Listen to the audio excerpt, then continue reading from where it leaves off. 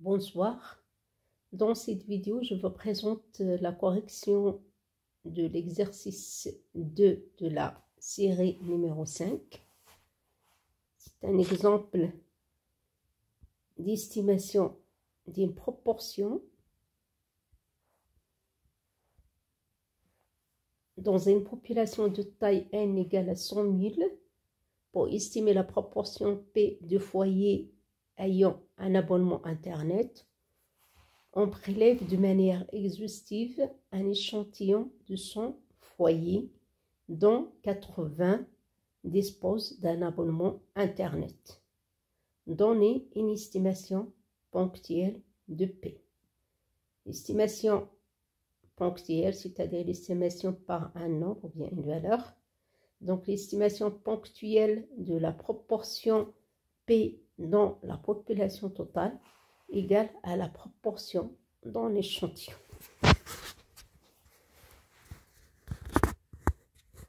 Et la proportion dans l'échantillon, bien la proportion observée, Fn, égale à x sur n, avec x, c'est le nombre de foyers ayant un abonnement Internet dans l'échantillon.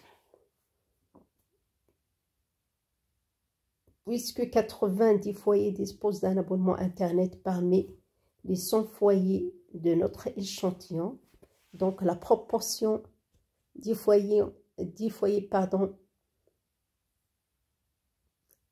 disposent d'un abonnement Internet, il est égal à 80 sur 100 égale à 0,8. Donc l'estimateur ponctuel de la proportion dans la population, c'est la proportion dans l'échantillon qui est égale à 0,8. Donc pour la deuxième question, on va estimer cette proportion dans la population par un intervalle de confiance à 95%. Donc on va estimer cette proportion P par un intervalle avec le niveau de confiance il est égal à 95%. Donc puisque la taille de l'échantillon petit n égale à 100, on peut supposer que la taille il est suffisant pour appliquer le théorème central limite à la variable x. Donc d'après ce théorème de la limite centrale, x suit approximativement une loi normale. Donc à partir de n égale à 30, on peut utiliser ce théorème central limite pour approcher la loi de x par une loi normale. Donc x suit approximativement une loi normale. Et toujours pour la loi normale, le premier paramètre c'est l'espérance et le deuxième paramètre c'est la variance. Donc bien sûr il y a d'autres statisticiens qui utilisent pour la deuxième paramètre de cette loi normale l'écart type et pas la variance.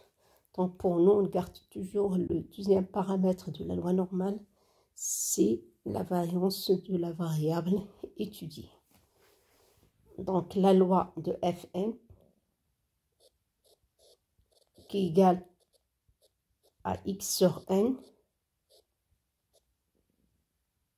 suit approximativement une loi normale de paramètres, l'espérance de Fn et la variance de Fn. Donc, puisque x suit une loi normale, donc x sur une constante suit aussi une loi normale de paramètres, l'espérance de Fn et la variance de Fn. Donc, on va utiliser la formule pour construire l'intervalle de confiance à 15% pour la proportion P avec la taille de la population, il est égal à 100 000 foyers. Alpha égale à 1 moins 95%, donc c'est 0,05. Et la taille de l'échantillon petit n égale à 100. Donc l'intervalle de confiance à 95% de la proportion P, il est égal à quoi? La borne inférieure, c'est l'estimateur de P qui est égal à la proportion dans l'échantillon Fn, moins lambda correspond à la valeur de la probabilité 1 moins alpha sur 2 fois sigma de Fn, l'écart type de Fn, et la borne supérieure de cet intervalle, c'est l'estimateur de P qui est égal à Fn, plus lambda fois l'écart type de Fn. Puisqu'on prélève de manière exhaustive l'échantillon, donc si sont remises,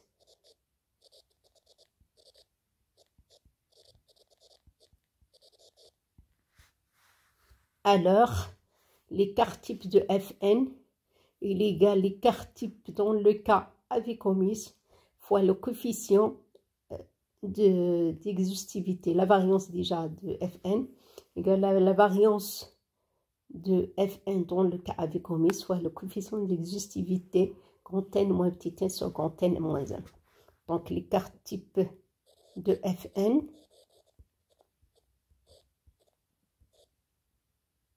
déjà d'accord, la variance c'est l'écart type au carré, ou bien l'écart type c'est la racine de P fois 1 moins P sur N. Après on remplace P par son estimateur, donc c'est Fn moins 1 moins Fn sur la taille de l'échantillon fois le coefficient grand N moins petit n sur grand N moins 1. C'est le tirage et son remise. Donc pour cet exemple, on suppose qu'on prélève l'échantillon de manière exhaustive, donc c'est son remise. Donc on doit multiplier Fn fois 1 moins Fn sur n par le coefficient d'exhaustivité grand N moins petit n sur grand N moins 1.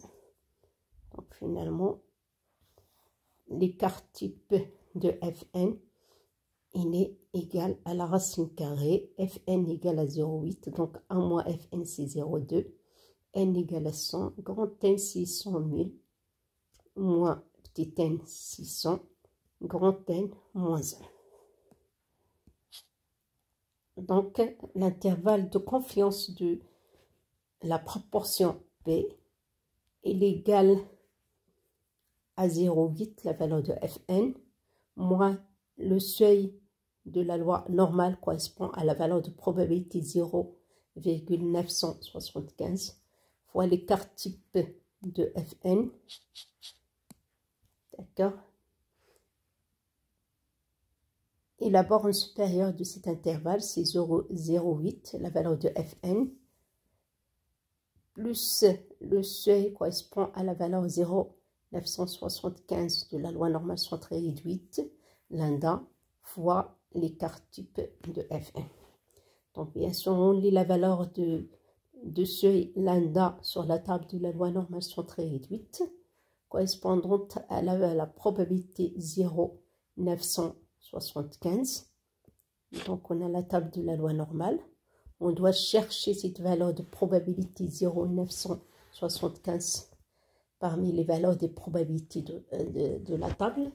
Donc, si à partir les valeurs, on présente les valeurs des probabilités à partir de la deuxième colonne et la deuxième ligne.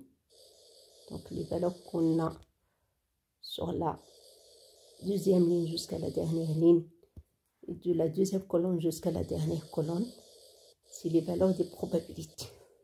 D'accord?